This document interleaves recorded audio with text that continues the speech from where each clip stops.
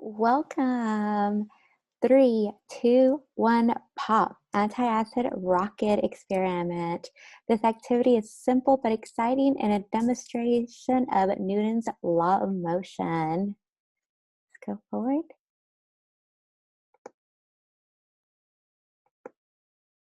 Hello, I'm Marie Castro, and I am in Dr. Narayan's class at UNT Dallas.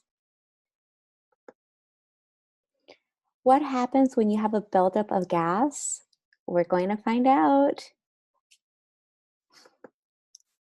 Newton's third law. When a buildup of carbon dioxide gas is too great, the lids pop off. Newton's third law explains for every action, there is an equal reaction.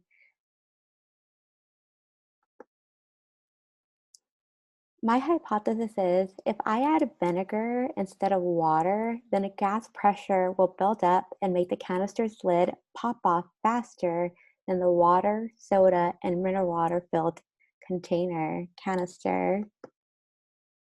So the background research is basically Newton's third law. So before I go into Newton's third law, I'm going to go ahead and start with how rockets lift. So rockets lift off because it is acted upon by an unbalanced force, which is the first law.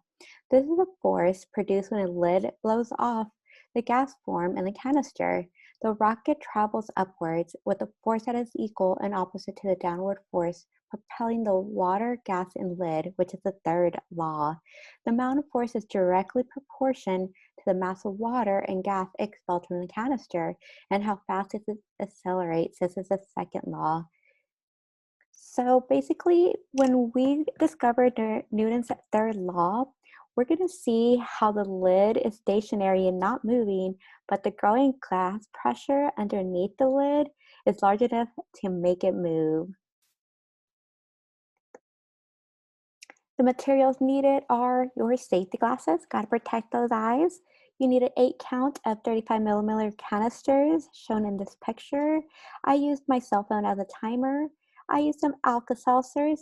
I used a half tablespoon, a half teaspoon. I used a grinder, vinegar, water, soda, Coca-Cola, and for mineral water, I used a Topo Chico.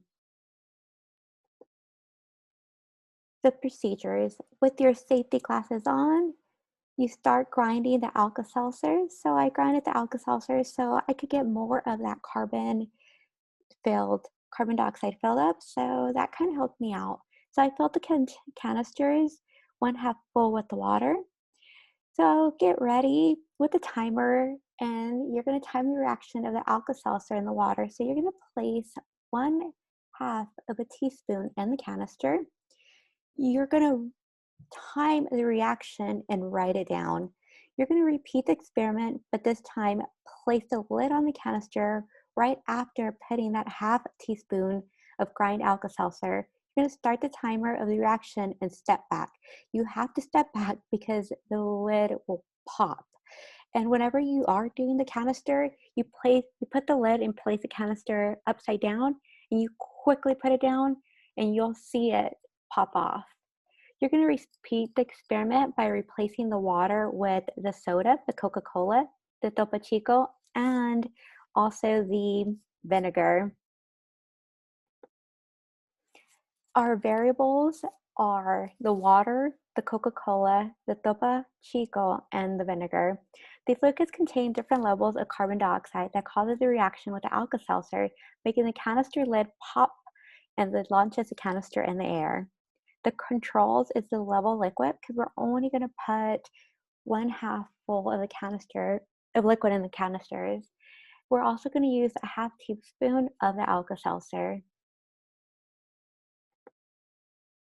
The data, so I measured with my cell phone timer. I went ahead and measured the seconds without the lids. So with the water, it was approximately 58 seconds. And without the lid, the canister popped open in less than 16 seconds. Well, it looks more like 10, in less than 10 seconds. And the soda took approximately 1 minute, 60 seconds to pop the lid off. And with the lid on, it took approximately 6 seconds. And the mineral water took the longest with the carbon dioxide with the bubbles formation.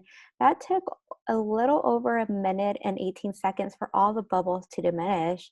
And whenever the lid popped off, when I put it down and set it down, I was really, really surprised that it popped open within 3 seconds. When I did the vinegar one, that took approximately 40 seconds without the lid. That's whenever I waited for the bubbles to diminish and stop the timer. And the lid popped off, sending the canister flying through the air in 3 seconds. This is a stopwatch on the phone I use to time the seconds until the bubble stopped.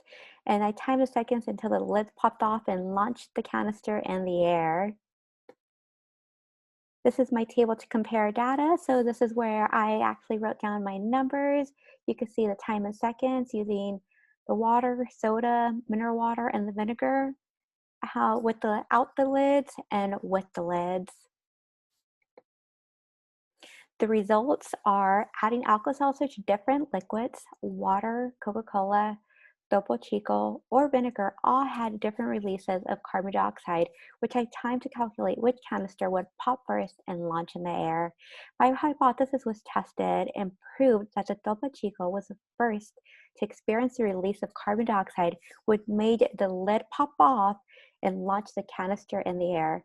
I concluded that the vinegar would have made the lid pop and the canister fly further, which proved to be false. So related to science content and Newton's law, so all four rockets are working under the same principle. The water and the antiacid combined create an acid-base chemical reaction that releases carbon dioxide. The gas fills the tube and the air pressure builds it to a point where it's too great to be contained. That's when the lids pop off and the rocket flies into the air. So this is related to the fifth grade science technique and the scientific method where I designed, conducted an experiment. Instead of using one variable, I used more than that.